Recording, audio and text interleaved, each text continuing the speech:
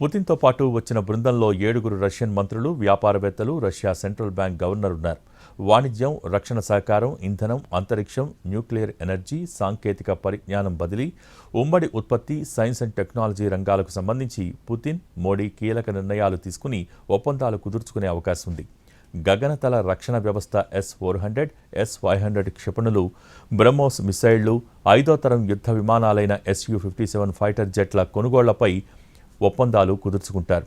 $2 billion జలాంతర్గాముల lease ఒప్పందంపైన కీలక ఒప్పందం కుదిరే అవకాశం ఉంది. ఆపరేషన్ సింధూర్ సమయంలో రష్యా నుంచి దిగుమతి చేసుకున్న S-400 డిఫెన్స్ సిస్టమ్ పాకిస్తాన్ డ్రోన్లు, మిసైల్స్ను నేలమట్టం చేసింది. పౌర అణు ఇంధన సహకారానికి సంబంధించి కూడా ఇరు దేశాల మధ్య అవగాహన ఒప్పందం కుదిరే అవకాశం ఉంది. ఈ ఒప్పందం కుదుర్చుకోవటానికి రష్యా కేబినెట్, పార్లమెంట్ ఇప్పటికే పచ్చజెండా ఊపింది. రష్యాలో భారతీయ కార్మికులకు ఉద్యోగ అవకాశాలపైన ఒప్పందం కుదరనుంది.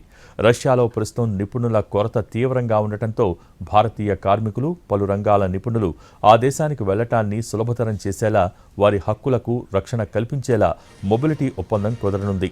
ఇరు దేశాల కరెన్సీ చెల్లింపు వ్యవస్థలైన రూపే, మిర్ అనుసంధానంపై ఒప్పందం కుదరనుంది. మొత్తం 25 ఒప్పందాలు కుదరనున్నాయి. ఇందులో 10 ప్రభుత్వ, 15 వాణిజ్య ఒప్పందాలు ఉంటాయి.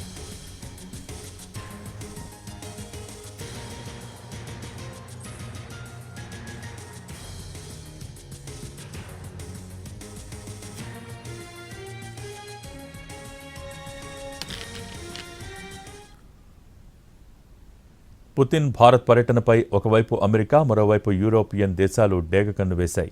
ఇరు దేశాల మధ్య కుదరబోయే ఒప్పందాలు, మోడీ, పుతిన్ చేయబోయే సంయుక్త ప్రకటనపై ఆతృతగా ఎదురుచూస్తున్నాయి.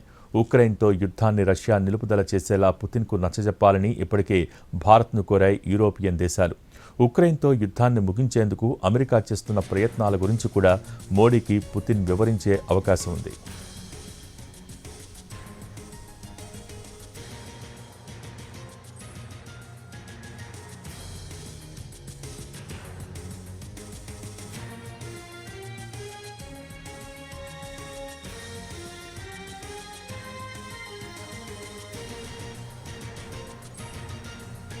ఢిల్లీలోని పాలెం ఎయిర్పోర్ట్లో దిగిన పుతిన్ను ఆప్యాయంగా హత్తుకుని స్వాగతం పలికారు ప్రధాని మోడీ. ప్రోటోకాల్కు భిన్నంగా ఎయిర్పోర్టుకు వెళ్లి మరీ పుతిన్కు మోడీ స్వాగతం పలికారు. మోడీ ఇలా ఇతర దేశాల అధినేతలను ఎయిర్పోర్టుకు వెళ్లి ఆహ్వానించడం ఇదే ప్రథమం కాదు. 11 ఏళ్లలో 6 సార్లు ఇలా వెళ్లారు.